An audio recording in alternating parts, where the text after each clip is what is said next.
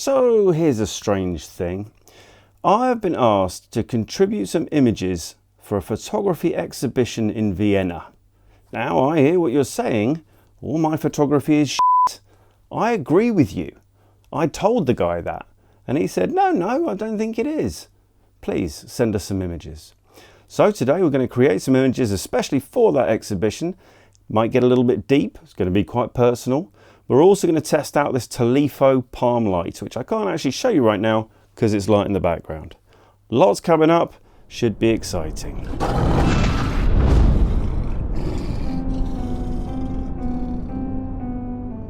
Before we move on too far, here is the Tolifo Palm Light. Nice neat little package actually.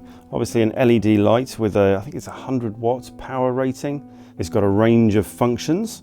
It will give you every colour under the sun, which is useful for me lighting my backgrounds. And again, in white, it can give you a range of whites, much like Dulux. It's no such thing as white anymore, huh? Also comes with its own reflector, which clips on very easily. Very similar to a Bowen's mount, but much smaller. Clips in there like that. And comes with a little diffuser dome, which I've actually been using too when I've been lighting the background here. There is also a handle, which I won't be using today. I'm going to mount it on a light stand. It is rechargeable. It is obviously a single light, so you're going to get a fairly direct pointed light source, and we're going to use that for these images that we're going to take today. I've actually been using this Tolifo Palm Light for a little while. You've seen it lighting the back of quite a few of my recent videos, so I'm obviously enjoying it. It definitely does a good job. It's compact, it's small, it's powerful enough to have an effect on everything I'm doing, which is good. Okay, so once I'd got over my surprise that anybody had asked me to put some stuff into an exhibition, I started thinking about it and I thought, okay, well, if you're desperate, then let's try and do that. If these are all going to be shown together, then I don't really have a kind of cohesive sequence of images that I would be happy exhibiting together. So I decided that I would create some. Let's go ahead and let's do one of these projects that I've been thinking of doing for a long time. And we'll use that as my submission for this exhibition. I'm going to shoot in the garage here in my studio. I'm going to drop this, I've got a backdrop that's just here, sitting hidden up at the top. I'm going to unfurl that, I'm going to unroll it. We're going to use this palm light to shoot pretty much straight down from a bit of a height. And I then want to do self-portraits, but I'm going to do multi-exposure self-portraits on black and white paper reversal. And I will talk you through the thinking behind that as we go on. We're going to use the Speed N311 that we looked at last time. We've got some nice results from. So we're going to use that one, plus the Ansco 120.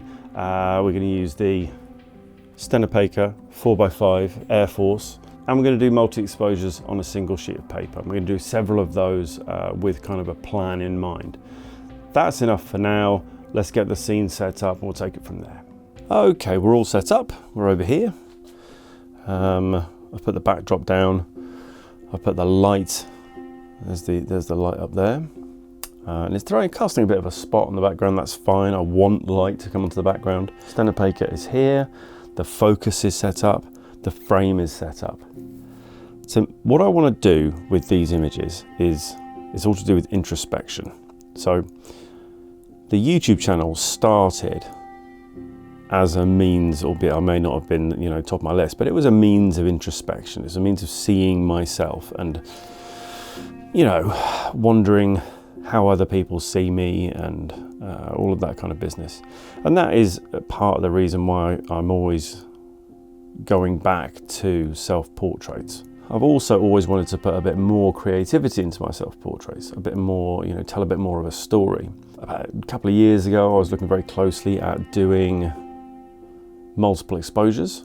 So portrait multiple exposures, essentially where I'm taking multiple exposures on the same sheet of myself or whatever, whoever, essentially trying to get the same image, but you end up with this kind of, this kind of buzzing sort of sensation to the image. You'll understand when I see it. So my thinking for this exhibition is I'm going to do a series of self-portraits with that kind of theme to them. So yeah, so that's the plan. Let's get some paper cuts. Then I'll do a test shot of myself, which is just a test shot. And then we'll start on the multi-exposures. Right then, that's 9 sheets loaded. So I think what I'm going to do now is soften that light with a piece of paper probably. And it is pretty aggressive lighting, isn't it? Right, let's have a look and see what happens when we do this. Okay, now let's have a look at that. That's definitely better. Let's move it back. There. Right, that's what we're going with. Let us meter. So as before, we're going to go with the face metering, face spot, using the Sekonic L858 meter again. 5.6, this is a 5.6, isn't it? So we're on the right thing. So we're on spot. Right, 8 seconds, 2.5 seconds, 2 seconds, 5 seconds, 1.6. Right, so I'm getting 12 seconds for this exposure, which obviously for a single exposure is a pain in the ass. But when I'm doing these multi-exposures, that's fine, because I'll probably do like half a second each. No, I'll do a second each and we'll do 12 probably. Let's start with a 12-second exposure.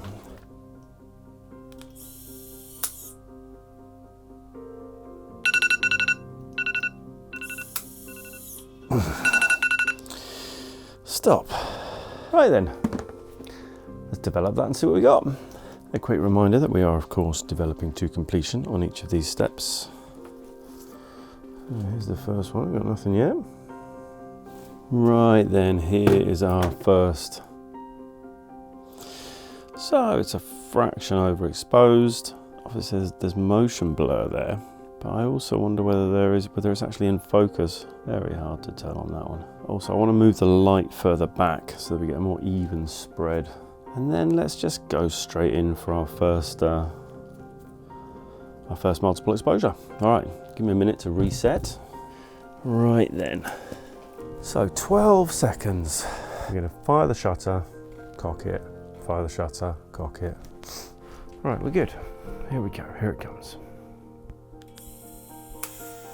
So I'm trying to get myself back into the same position each time. Now I know I won't be able to, and that's where the effect that I'm looking for will come from the fact that every image, no matter how hard I try, will be a bit different. Let's develop that and see what we got. And I really like it. It's pretty much what I was trying to achieve, so that's good. Might want to just raise it slightly. And also this bit of my hoodie is reflecting a lot and causing a bit of a distraction. So I'll do that same one again. And then we'll change it up a little bit. Right, then another one done. This one a little high again, as in the camera's a little high. I'm a little high. So I'm gonna do the same one again with the camera raised a little bit, so I'm a little bit lower in the frame. Right, another print complete. I like this one, but I want to get closer. I want to get like full face. So that's what we're doing next. I've moved the camera a bit closer. I've focused a bit closer. So let's do this one. I'll show you at the end. Right then, that one's come out really well. I like this one. So that's pretty cool. What I want to do now is the same, but with some different facial expressions. So yeah, do those, see how those come out. So I tried a few different things. I'm not sure this technique suits a big toothy grin so much. This one is definitely my favorite of the shoot.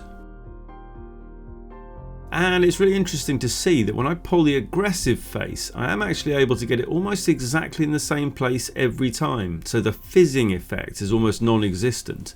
It could be that I make this face a little too much. Right then, those shots have been selected and sent off to this exhibition. But happy with the results of what I achieved there. It was what I intended to achieve. I liked the look of them. Back to that in a minute. Am I happy with what I've submitted to that exhibition? Not really.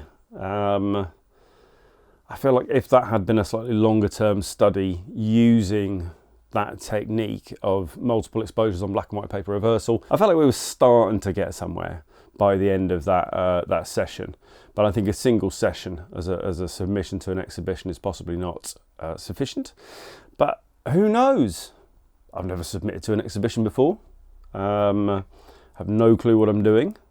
Important thing to note with that exhibition specifically is that I will be one of 50 or 60 photographers essentially contributing a strip of images to this exhibition. So and I think it's probably good as well that it's in some foreign country that I can't get to, so I can't see it, walk around, see my work on display and be ashamed of my performance. Going back to the actual technique of multiple exposures on black and white paper reversal, I actually really like that, and the result was even slightly better than I expected. So I've seen a lot of kind of multiple exposures on film, and what you tend to get is quite a lot of ghosting, there's kind of ghost images, and that's what I was expecting. I think with this black and white paper reversal, what we're getting, which is quite appealing actually, is because the latitude of this process is so slim, in other words, the range of exposure that you are able to achieve is so narrow, instead of getting these kind of sharp ghosted images every time you take an exposure, what you're really getting is just a build-up of exposure in a kind of a central area. So it's much more blurred than I would expect. It's also 12 images, so essentially each individual 1/12 of an exposure is not really showing up on its own. You normally see those kind of outliers as quite clear images, whereas we're not getting that on this. What we're just seeing is much more of a blurred build-up of exposure in that central point, or around, where most of that exposure is happening. So I really liked it actually, and I will be going back and doing more of that at some point.